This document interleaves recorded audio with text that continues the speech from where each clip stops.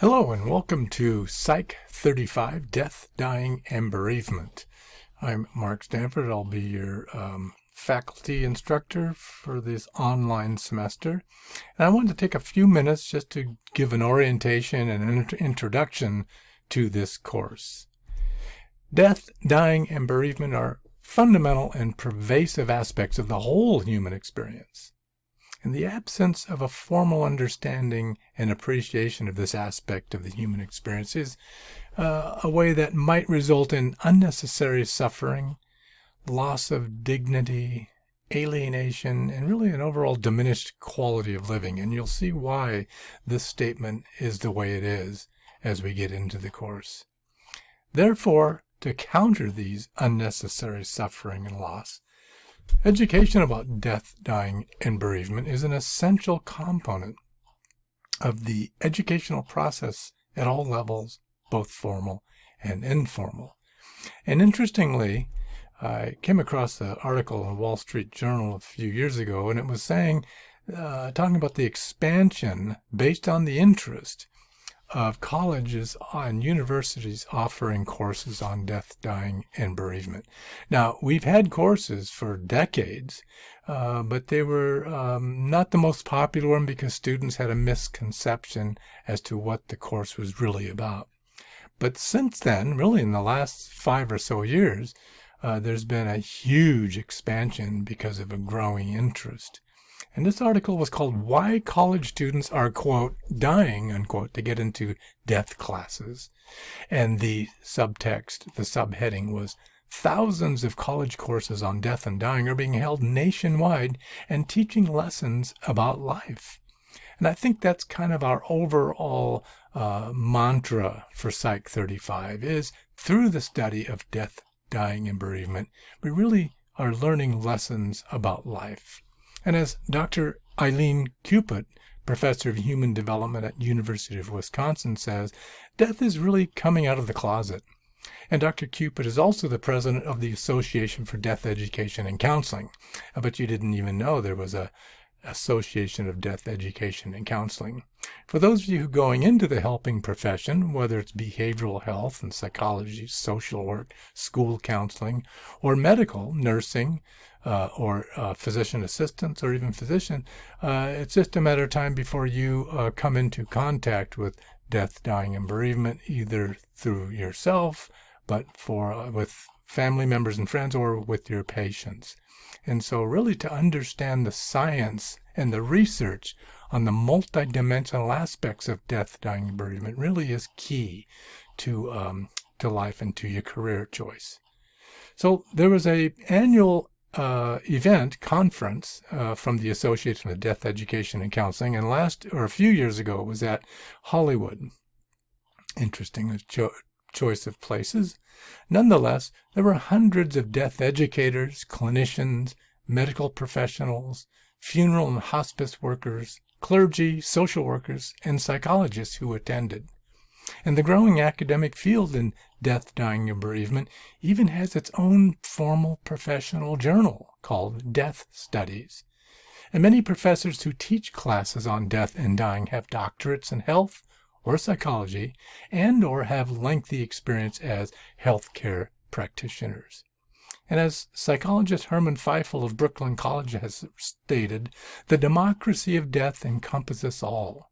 To deny or ignore it distorts life's pattern. In gaining an awareness of death, we sharpen and intensify our awareness of life. And that's kind of the overarching goal of Psych 35. So this is an online course where we participate in week-by-week activities, culminating in making this course most enjoyable, as students have said throughout the years, and very educational.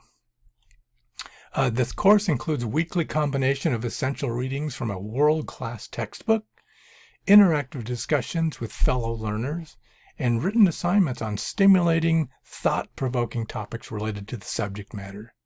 And we'll explore a broad overview of the multicultural and psychosocial issues related to the meaning of loss, death, and the experience of grieving in various cultures and societies throughout the ages. Psych 35 provides a comprehensive overview of the study of death and dying and it covers key issues and questions in our field. We look at the personal and social attitudes regarding death in our society, as well as those of other cultures and other times. And the class draws upon sociological, psychological, anthropological, historical, medical, and even spiritual investigations into the subject of death, dying, and bereavement. Important note, Psych 35 is not a morbid, heavy course emphasizing sadness, sorrow, and loss. I won't let that happen. Psych 35 is not a course that lingers on depressing stories and issues. It's not a semester that focuses on the horrors of the worst of human behavior and the human condition, i.e. homicide, suicide, genocide, terrorism, etc. Although we will explore these aspects from more of a scientific and data-driven viewpoint, and less so from an emotional body-driven viewpoint. Psych 35 is not designed to make you feel horrible after each week's lessons plan. Nope. And it's not a fear-based study on the natural process of death, dying, and bereavement. However, Psych 35 is designed to help you understand the nature, the course, and the process of the experience of death and dying in society. It is a way to understand death as a universal phenomenon that is constructed differently among different cultures and societies throughout history. And it is a comprehensive assessment of the theories of death researchers on the views of people who are dying or have faced their own death or the death of loved ones. And finally, Psych 35 is an appropriate and educational self-reflection about death and dying in order to assess your own beliefs and attitudes about the subject, even using humor at times when it is appropriate to do so. So what are the goals of this course? What's the end game? The outcomes, the learning outcomes, are twofold. Analyze historical, psychological, and cultural differences in death, dying, and bereavement and loss. And 2, critically assess the psychological complexities of the human response to death, dying, and bereavement.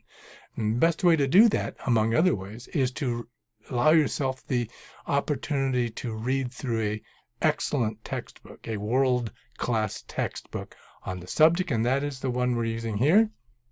The Last Dance, Encountering Death and Dying by Lynn Ann Dispelder and Albert Lee Strickland. This is the 10th edition. Don't get a 9th and don't get an 11th because you're wasting your money because the quizzes and the exams aren't aligned with any version other than the 10th edition. And you can get this 10th edition at the Cabrillo College bookstore or by ordering on Amazon. But either way, do so earlier than later so you get the book in time.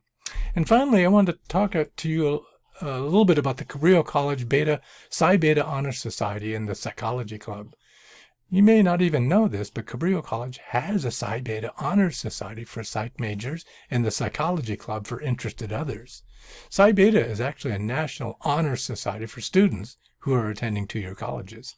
Its mission is to encourage professional development of students by promoting and recognizing excellence in scholarship, excellence in leadership and research and community service.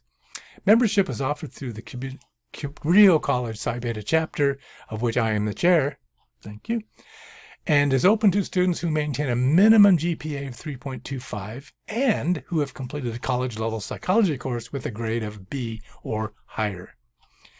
Psi Beta members gain recognition for achieving the honor of membership, and your participation is recognized by psychology departments at colleges and universities, employers, the American Psychological Association, and the Association for Psychological Sciences.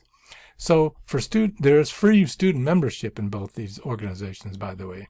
And if you're interested in joining this, contact me at mark.stanford@cabrillo.edu. Okay, that's it, and I'll see you soon.